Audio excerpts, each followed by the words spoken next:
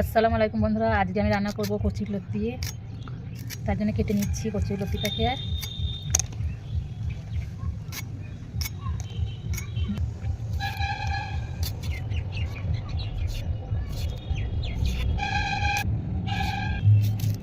পেঁয়াজটাকে ছেলে নিচ্ছি। আমি যেতটা কচু লতি ততটা, তার থেকে অল্প একটু পেঁয়াজ বানিয়ে নিচ্ছি। পেঁয়াজটাকে দেবো। রসুনটা কেটে নিচ্ছি। রসুনটা একটু বেশি লাগবে পরিমাণে, পেঁয়াজের থেকে রসুন একটু বেশি লাগবে। কুচি কুচি করে মিহি করে কেটে নিচ্ছি। এবারে লঙ্কাটা কেটে নিচ্ছি, একটু ঝাল ঝাল হবে। কচুর লতিটা ঝাল ঝাল খেতে একটু ভালো লাগে, তার জন্য ঝাল ঝাল দেবো। আপনারা একটু পরিমাণে কম বেশি দিতে পারেন। একটু টমেটো কেটে নিচ্ছি।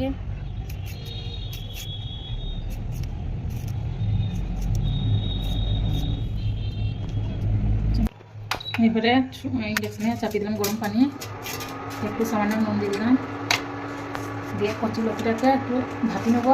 দিয়ে দিচ্ছি।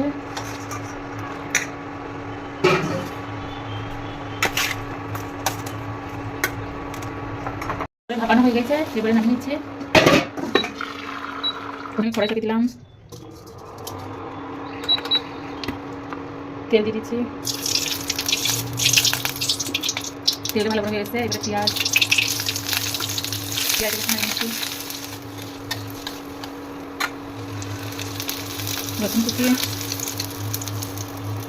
লঙ্কা একটু হয়ে গেলে তখন আদা হয়েছে। এবারে আদা পেস্টটা দিয়ে দিলাম সামান্য একটু। আদার গন্ধটা মরে এলে মশলা দেবো, হলুদ, লঙ্কার গুঁড়ি, টমেটো কুচি দিয়ে দিলাম।